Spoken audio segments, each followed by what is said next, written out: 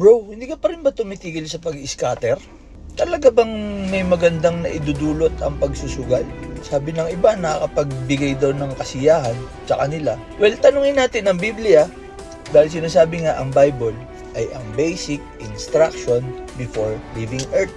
Maaring sa mga taong lulong sa mundong ito, hindi nila maintindihan yan. Pero kung ikaw ay nakakaintindi, nakakaunawa, alam naman natin na dapat ng lahat nating aksyon dito sa mundong ito ay dapat nakalulugod sa Kanya. Well, sa pagsusugal, yung Bible does not directly mention gambling, kung paano natin ito naiintindihan ngayon.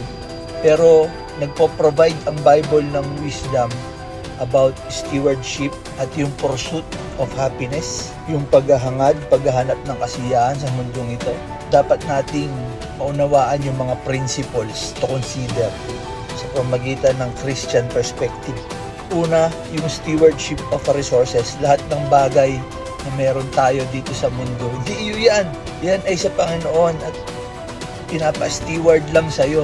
Sa Matthew 25 verses 14 to 30, ang sabi doon, yung parable of the talents illustrates the importance kung paano natin i-manage, wisely manage yung mga resources na entrusted sa atin ng Panginoon.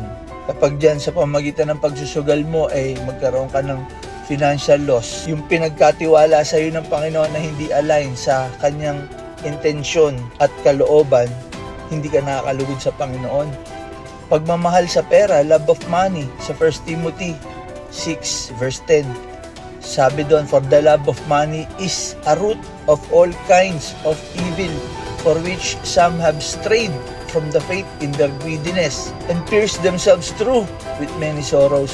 Dito pa lang ay winawarningan na tayo, kapatid, na kaya ka naman nagsusugal kasi you have the love for money, di ba? Pero yun ba talaga ang mahalaga? Hindi. Faith and relationship is more valuable than money. Contentment. Sa Hebrews 13 verse 5, let your conduct be without covetousness. Be content with such things as you have. A heart that seeks contentment in Christ may find less appeal in games of chance that promise quick riches. Yung puso mo na inilalaan mo sa Panginoon, yun ang kakontentuhan. Tapos sa pagsusugal, lagi kang anxious, may anxiety ka, depressed ka pag natatalo ka. Yan ba ang gusto mo, kapatid? Baka kailangan ng magbago. Turn into Jesus. Lugmok ka ngayon, wag mo nang lugmukin pa ang sarili mo.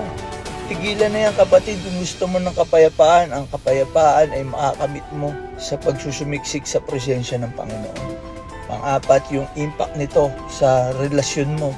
Sa Ecclesiastes 3 verse 17, yung pagsusugal, nakakasira ng relasyon yan, kapatid. Wala pa ako nakita nagsugal na naging close ang pamilya nila. Nagkakaroon lang tayo ng negative consequences sa buhay. Gusto mo ba yun? Hindi lang sa'yo na manunugal, kundi nakaka-apekto ito sa mga mahal mo sa buhay, sa asawa mo, sa anak mo, sa buong pamilya mo. Discretion and wisdom. Huwag mong payagan, kapatid, magkaroon ka naman ng wisdom. Sa Proverbs 22 verse 3, sabi doon, a prudent man foresees evil and hide himself, but the simple pass on and are punished. Pinapakita rito, kapatid, yung simple discernment lang, common sense lang, kapatid. Kung walang maidudulot sa iyong pagsusugal, bakit mo pagpupursigin ang sarili mo na magsugal?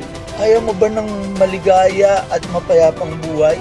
Kapatid, kung meron man tayong different point of views dito, it's essential to seek God's wisdom and consider yung implikasyon ng pagsusugal sa ating relasyon at sa ating relasyon sa Panginoon.